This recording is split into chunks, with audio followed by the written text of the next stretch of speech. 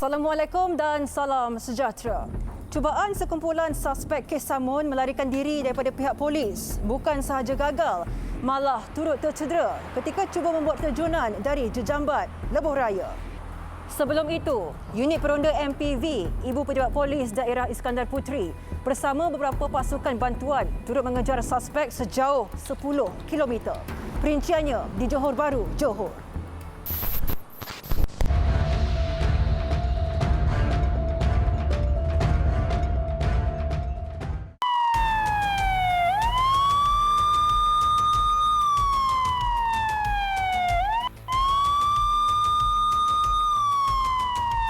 (22 Jun lalu, sepasukan unit peronda polis MPV Daerah Iskandar Puteri yang menjalankan rondaan berhadapan hutan bandar Taman Mutiara Rini terserempak dengan sebuah kereta jenis Pro 2 Myvi yang dipercayai mencurigakan. Pihak polis bertindak mengejar kenderaan terbabit apabila mereka gagal untuk memberhentikan kenderaan itu bagi tujuan pemeriksaan. Video rakaman kamera dashcam ini menunjukkan tindakan suspek yang memandu secara melulu sejauh 10 km. Berikutan kedegilan pemandu untuk berhenti, IPD Iskandar Puteri turut mendapatkan bantuan dari IPD Johor Bahru Selatan dan Johor Bahru Utara yang melibatkan 9 kereta peronda. Suspek seolah-olah tidak ambil peduli dengan tindakan polis yang masih mengejar. Malah, suspek turut memasuki kawasan taman perumahan untuk melarikan diri. Suspek dipercayai memecut kenderaan dengan kelajuan kira-kira 180 km sejam namun gagal untuk mengawal dengan baik sehingga terbabas di bahu jalan. Rentetan itu, 3 daripada 4 suspek keluar dari kenderaan dan melarikan diri dan membuat terjunan dari Jejambat setinggi 5.2 meter. Daripada 4 orang tu, 3 mereka telah terjun daripada flyover dan satu daripadanya patah tangan, satu daripadanya patah kaki dan seorang lagi patah pinggang. Dan ketiga-tiga mereka telah pun dihantar ke hospital dengan keadaan segera dan seorang lagi tu telah pun juga berjaya ditangkap. Jumlah tangkapan seramai 4 orang. Dalam kejadian jam 4.45 pagi itu, kesemua suspek akhirnya berjaya ditahan setelah hampir 2 jam melarikan diri daripada pihak polis. Hasil siasatan mendapati suspek melarikan diri berpunca daripada kejadian pecah rumah yang baru saja dilakukan pada malam yang sama. Hasil siasatan kita dapati mereka ni baru saja melakukan kes pecah rumah di kawasan Mutiara Rini. Yang mana MO mereka akan pergi ke kawasan perumahan yang tidak berpagar dan mereka akan menutup paip air utama. Di situ mereka akan buat observation, membuat pemerhatian selama beberapa minit dan apabila paip air itu telah ditutup dan jika didapati tuan rumah tu tiada di rumah, mereka akan mula melakukan masuki rumah tersebutlah untuk melakukan pecah rumah, ya. Dengan tertangkapnya kes ini, kita rasa kita telah berjaya. Kita telah berjaya menyelesaikan beberapa kes pecah rumah di sekitar kawasan Iskandar Puteri. Kesemua suspek yang ditahan adalah lelaki tempatan berusia di antara 22 hingga 30 tahun dan tidak mempunyai pekerjaan. Siasatan mendapati kesemua suspek memiliki rekod jenayah lampau dan ujian seringan air kencing didapati positif dadah jenis methamfetamin. Seorang daripada suspek turut memiliki 18 rekod jenayah lampau termasuk 2 rekod dikehendaki polis atas kesalahan dadah. Polis turut merampas pelbagai peralatan termasuk mesin pemotong, pemutar skru, tukul dan pelayar boleh laras dipercayai digunakan untuk jenayah samun. Kenderaan yang digunakan turut dirampas bagi membantu siasatan. Kes disiasat mengikut Seksyen 457, Seksyen 186 Kanun Keseksaan dan Seksyen 29/1 Akta Kesalahan Kecil 1955.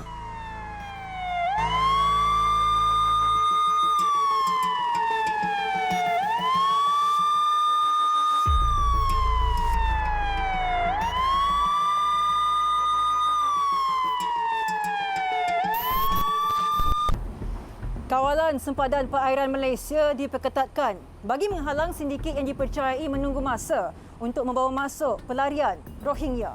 Sindiket itu dikatakan membawa pelarian ke negara jiran sebelum diseludup masuk ke perairan negara. Baru-baru ini, Menteri Dalam Negeri Datuk Seri Hamzah Zainuddin mengetuai pemeriksaan dan pemantauan menerusi Op Cantas di Langkawi, Kedah.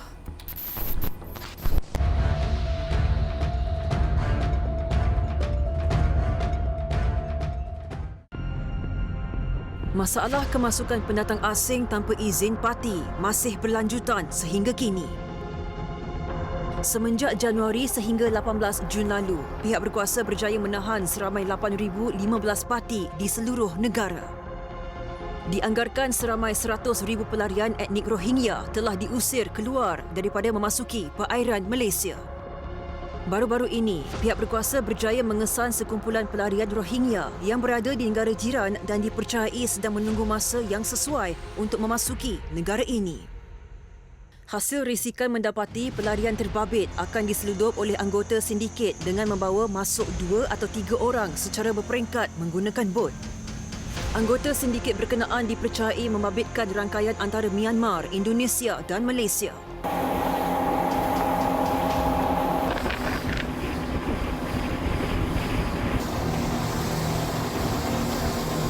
Kita nak mengetahui maklumat yang lebih jelas daripada mereka.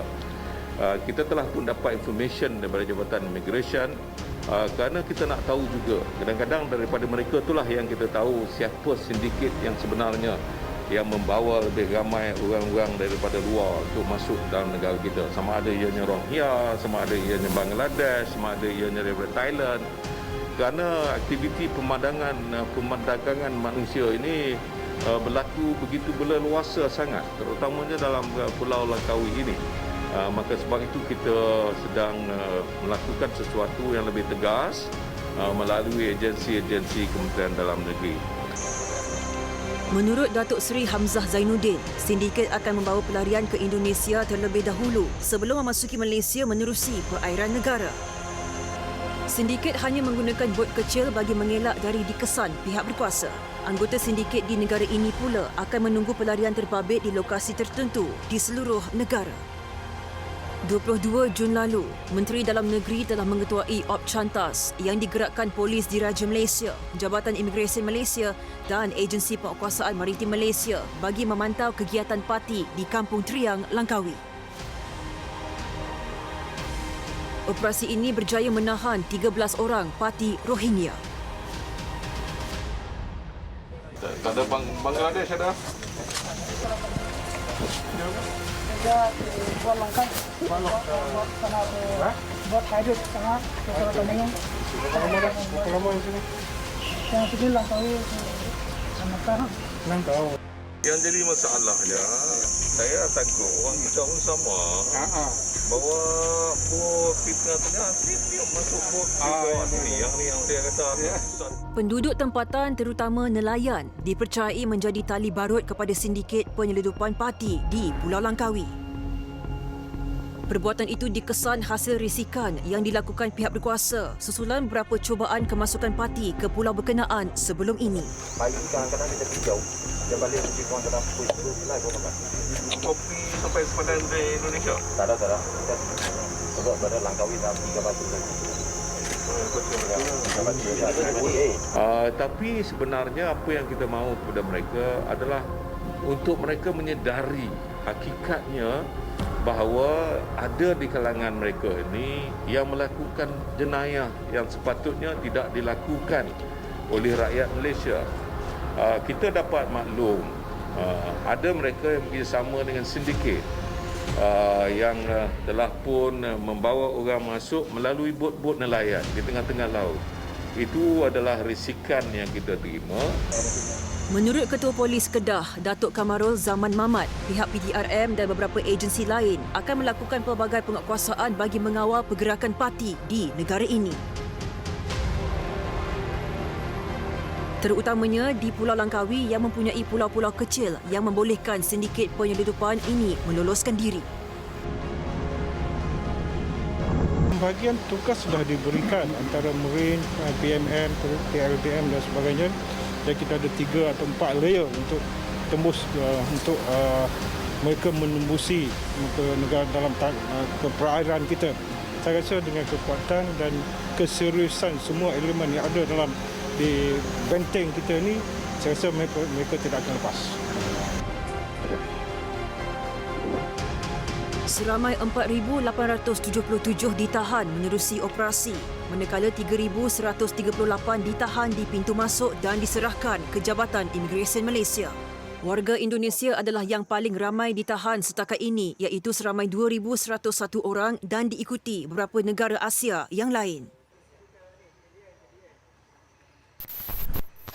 Kepala air. Dia tendang kita orang bertiga-tiga hanyut. Air dia parah sini ya.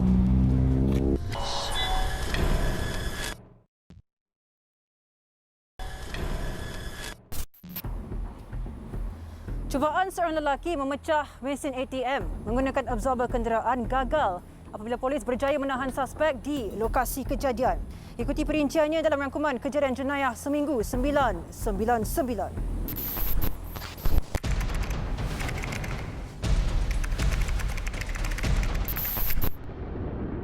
Cubaan seorang lelaki yang dipercayai di bawah pengaruh dadah untuk memecah sebuah mesin ATM gagal apabila polis berjaya menahan suspek di tempat kejadian.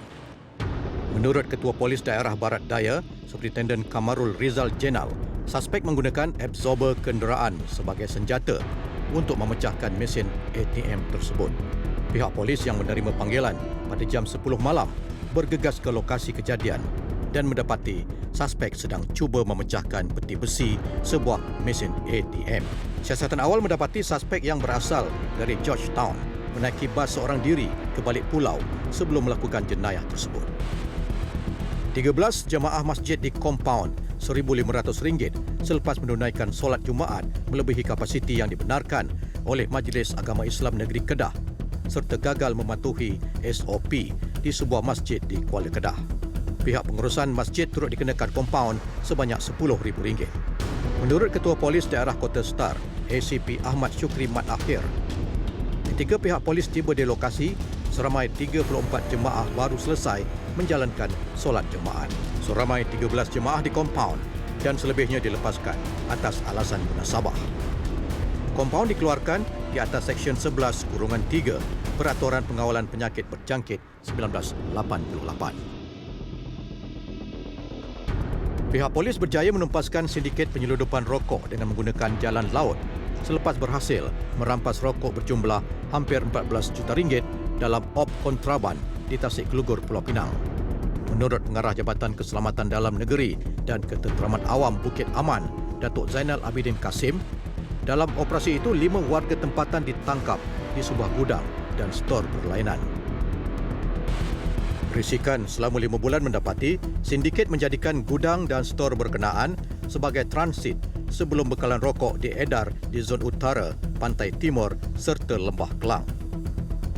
Hasil serbuan, polis berjaya merampas 4 buah lori dan 3 buah kereta bernilai RM300,000, namun dalang sindiket masih diburu.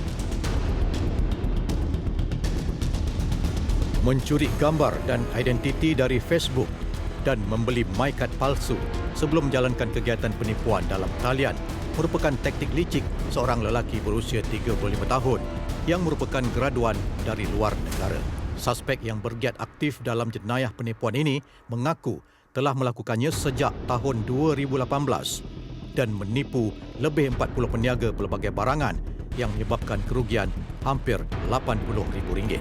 Menurut Ketua Polis Daerah Sentul, ACP Beh Eng Lai, kegiatan suspek terbongkar selepas pihaknya menerima laporan dari penjual barangan memancing yang kerugian RM14,000. Suspek ditahan reman bermula Sabtu lalu bagi membantu siasatan di bawah Kanun Keseksaan Akta Jenayah Kecil 1955 dan Peraturan-Peraturan Pendaftaran Negara 1990. Pasukan Gerakan Am Batalion 7 menahan seorang lelaki yang memandu sebuah lori berisi 28 ekor lembu bernilai RM282,000 dipercayai diseluduk dari negara jiran. Tangkapan dijalankan sewaktu melakukan rondaan pada jam 2 pagi di Pasir Mas, Kelantan. Ketika pemeriksaan dijalankan, pemandu tersebut gagal menunjukkan dokumen perjalanan yang sah untuk membawa haiwan ternakan tersebut. Lori yang digunakan suspek turut disita dan semua lembu tersebut dihantar ke veterina Kelantan untuk tindakan lanjut.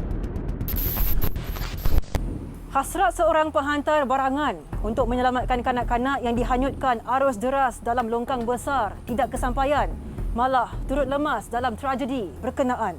Ikuti laporan kejadian di Pasir Gudang, Johor dalam segmen Tragedi 999 minggu ini.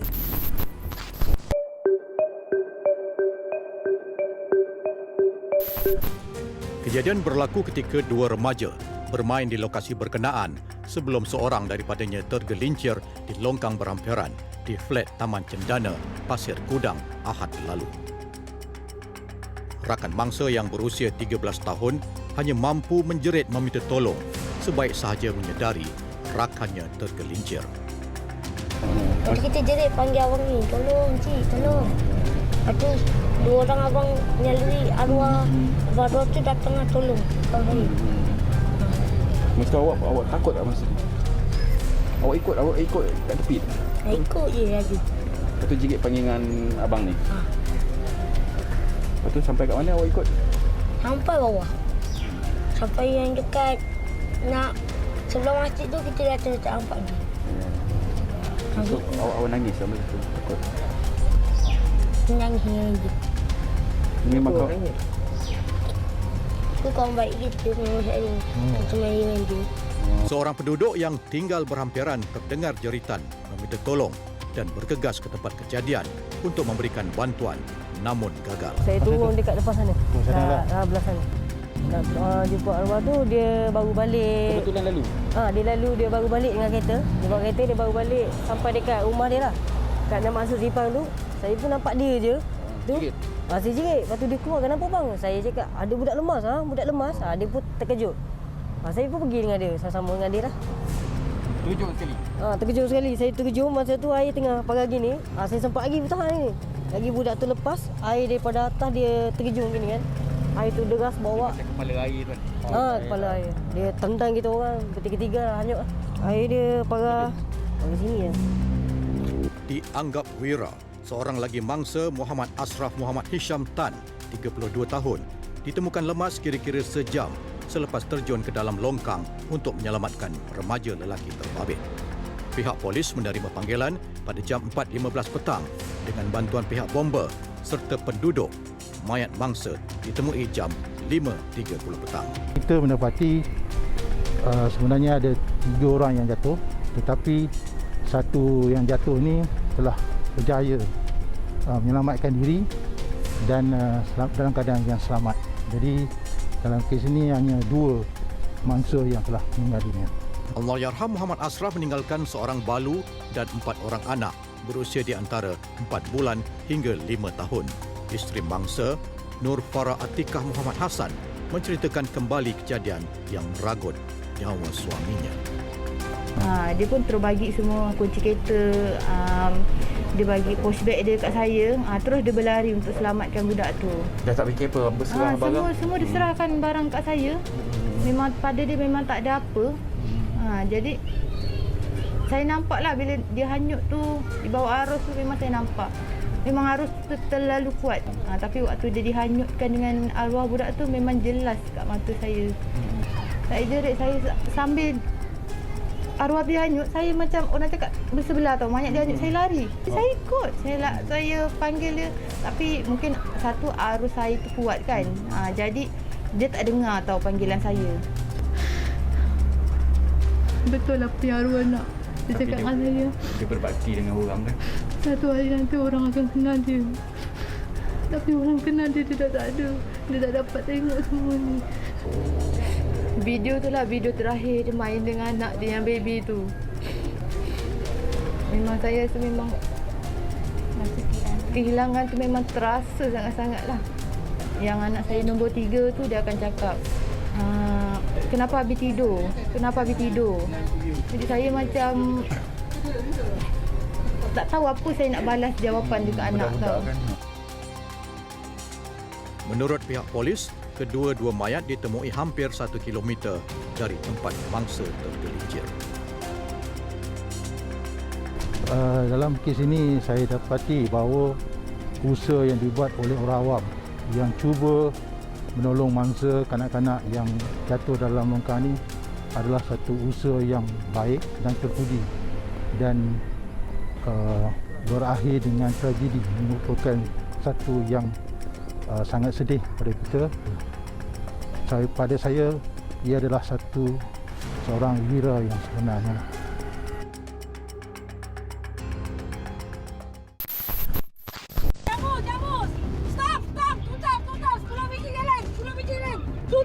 Tutup!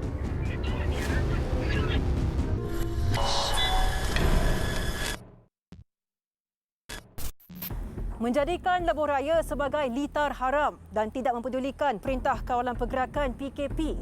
Itulah tindakan sekumpulan remaja bermotosikal yang dikatakan sering menganjur perlumbaan haram di lebuh raya Selat Melaka. Malah, seorang gadis remaja turut mengaku sering berlumba dengan kumpulan lelaki yang lain. Ikuti laporan Ops khas Samseng Jalanan disediakan wartawan Haris Farah Alex.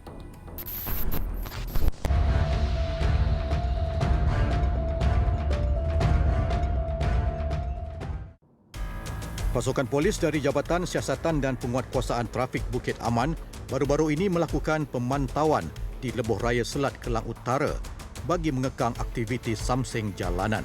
Maklumat awal mendapati terdapat kumpulan remaja bermotosikal menganjurkan perlumbaan secara haram bermula dari kilometer 10.1 sehingga kilometer 11.4 lebuh raya Selat Kelang Utara. Saya rasa kalau tengok keadaan macam ni, dia orang tak kira macam berkumpul macam selalu tau. Selalu dia kumpul kat bawah atau dia tak kumpul. Maknanya kalau sekali berlepas ada 20 biji je, saya terus tutup. Jam 6 petang, kumpulan bermotosikal dikesan berkumpul di hadapan Plaza Tol sebelum mula melakukan aksi berbahaya. Jumlah motosikal yang disyaki menjadi penonton turut bertambah sebagai isyarat untuk memulakan perlumbaan diberikan. Okey, standby.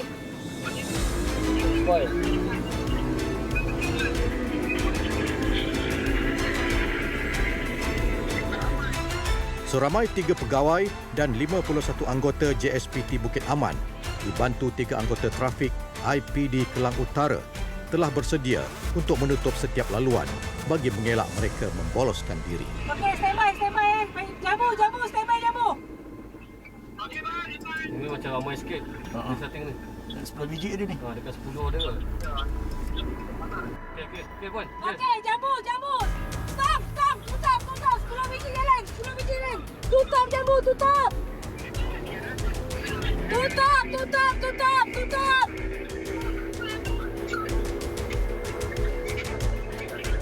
Itulah kita boleh buat ready kan.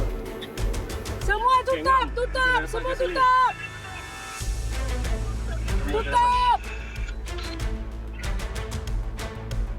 Kesemua yang terperangkap dalam kepungan polis masih mencari ruang dan laluan lain untuk mengelakkan diri daripada ditahan. Tak nak tengok orang, boy.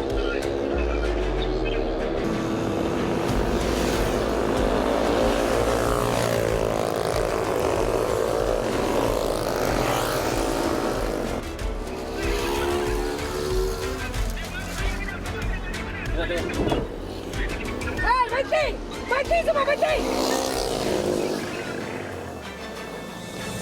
Hampir 40 buah motosikal gagal melepaskan diri dan berjaya ditahan di sepanjang laluan lebuh raya. Kunci masing-masing. Turun dari motor.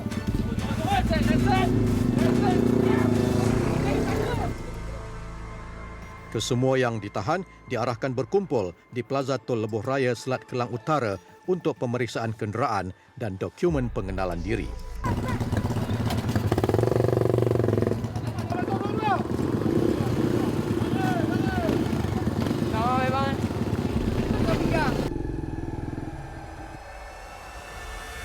Timbalan Pengarah JSPT Bukit Aman, Datuk Muhammad Nazri Husin, turut turun padang bagi membantu operasi yang dijalankan.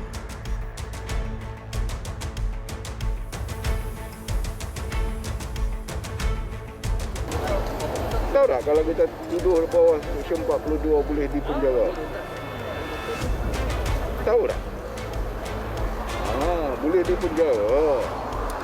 Denda lagi. Tolong, ini dinamakan tolong bapak ke menyusahkan bapak? Kalau dah begitu. Kena ingat apa yang kita buat tu. Remaja ini mengaku telah berjinak dalam perlumbaan haram sejak setahun yang lalu. Remaja ini mengaku telah berjinak dalam perlumbaan haram sejak setahun yang lalu. Apa yang menyebabkan minat sangat ni? Rasa macam mana? Apa dekat terikut perangai orang. Terikut perangai orang. Ada saudara ke, Tak ada kawan saudara. kampung ke, tak ada? Kawan je. Kawan aja lah. Operasi kita berpanjangan. Okey, kena ingat sikit lah. Balik fikir balik lah. Pasal kamu perempuan, yang lain ni dah selalu sangat kita orang tangkap. Kalau perempuan ni jarang-jarang lah. Seramai 38 penunggang motosikal telah diperiksa dan dikenakan kompaun PKP mengikut Akta Pencegahan dan Pengawalan Penyakit Berjangkit 1988. Manakala 12 daripadanya turut dikenakan tindakan di bawah Seksyen 42 Akta Pengangkutan Jalan 1987 kerana didapati melakukan aksi bersaing sesama sendiri dan menunggang secara melulu. Mereka berlumba pada time lebih kurang 7 suku hingga ke 7.45. Jadi ini time yang uniknya di sini, mereka pilih pada ketika itu. Jadi kita terpaksa masuk ke kawasan ini dan pantau dan mengambil tindakan memang di dalam masa untuk maghrib. Kerana selepas daripada itu mereka akan bersurai. Inilah yang kita nampak satu aktiviti yang agak tidak sihat melibatkan remaja. Hasil pemeriksaan mendapati 12 penunggang motosikal tidak memiliki lesen memandu kelas B2 dan kesemua motosikal telah disita dan dibawa ke Ibu Pejabat Polis Daerah Kelang Utara untuk tindakan lanjut. Laporan Haris Farouk Alex 999.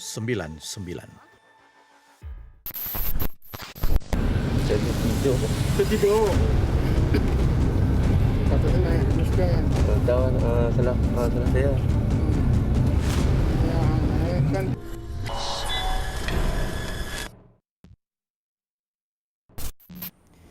Masih ada pengusaha bas kilang yang tidak menyediakan alat pengimbas suhu walaupun telah diwajibkan.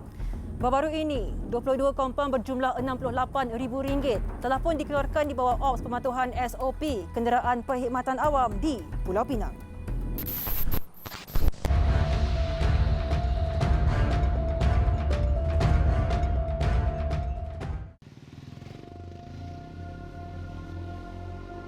Baru-baru ini, Jabatan Pengangkutan Jalan JPJ Negeri Pulau Pinang bersama Jabatan Kesihatan Negeri Pulau Pinang JKNPP melancarkan operasi pematuhan SOP kenderaan perkhidmatan awam di sekitar 5 daerah melibatkan lokasi seberang perai tengah, seberang perai utara, seberang perai selatan, barat laut dan barat daya.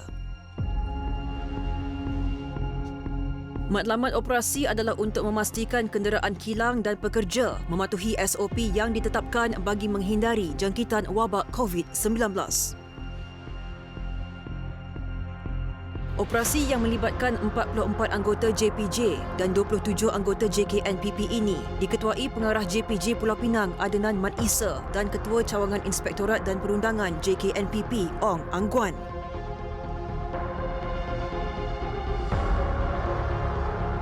Fokus utama operasi ini bagi mengadakan sekatan jalan raya untuk menahan bas dan van pekerja kilang. Pemeriksaan dibuat terhadap pemandu bas dan van pekerja kilang bagi memastikan mereka mematuhi SOP termasuk mengimbas kod QR MySejahtera serta mengimbas suhu badan sebelum menaiki dan duduk di dalam kenderaan awam.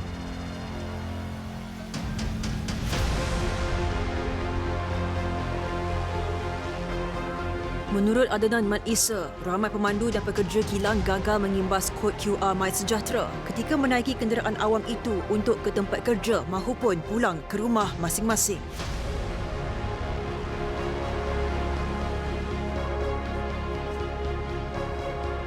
Operasi di 5 daerah di negeri ini turut mendapati masih ada pengusaha bas kilang yang tidak menyediakan alat pengimbas suhu walaupun ia adalah syarat wajib ditetapkan kerajaan.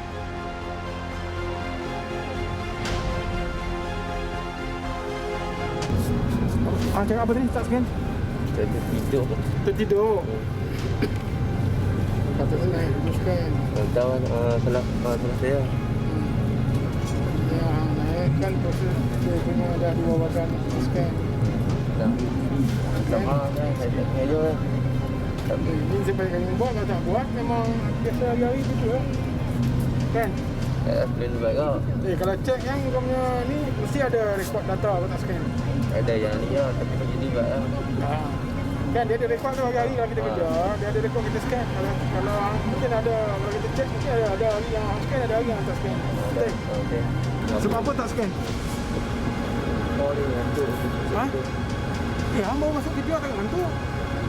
Janganlah balik kerja mengantuk, okey. Sebab hang baru masuk. Kan? Masuk kerja boleh tidur. Lepas tu naik kita scan lah. Kita buat kita bagi. Kalau saya tak scan sebab ngantuk. Kalau masuk ni, kau nak scan. Lepas tu, tak boleh nol. Takkan nak naik patrol lain lah. Ni bukan. Kat sini saya scan lah. Saya start je lah scan. Kat sini, dia ada dah scan. Ini form untuk kilang ni kan? Yang naik dalam bas ni kan? Berapa punya? Dalam bas ni punya scan tak? Sini punya. Ini kilang ni kan? Dia tengok. Pihak JPJ turut mengesan tindakan segelintir pengusaha bas dan van kilang yang menggunakan kod QR MySejahtera bukan pada kenderaan yang didaftarkan.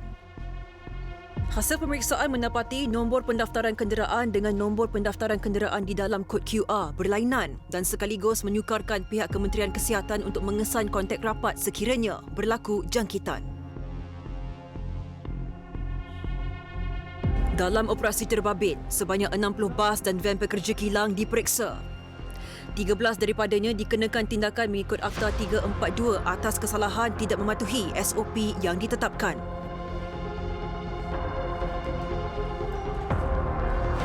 So saya menyuruh kepada semua khasnya pekerja-pekerja kilang untuk membantu kami. Setiap satu SOP sila patuhi dan bersama-sama kita untuk memerangi pandemik COVID ini dan menandaikan kita punya keluk COVID ini. Jadi kita berharap dengan operasi yang kita ada kat ini, pengusaha-pengusaha bas terutamanya dapat memastikan bahawa mereka mematuhi aspek-aspek SOP yang telah digariskan oleh MKM dan juga TKM bagi memastikan kita dapat melandaikan COVID-19 ini.